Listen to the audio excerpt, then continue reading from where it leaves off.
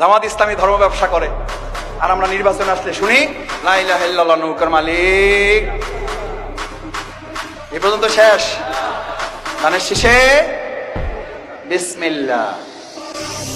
আজ যারা আচারি কিংবা ফাজারি বলেন, আপনাদেরকে লাঞ্ছনা এবং অপমানের শেষ ঠিকানায় পৌঁছে দিতে ওই আল্লাহর সময় দরকার হবে না। কে যেন আসার নাকি মাসার একজন আসলেন, আগে ওরা খাইছে এখন এরা খেতে চায়, নাকি বলছেন? নামকে বিকৃত করা থেকে বিরত থাকুন। বিএনপি নাকি চাঁদাবাজি করে, বিএনপি নাকি দখলবাজি করে। ইসলামপন্থী আলেমগণ যখন চাঁদাবাজের বিরুদ্ধে কথা বলে,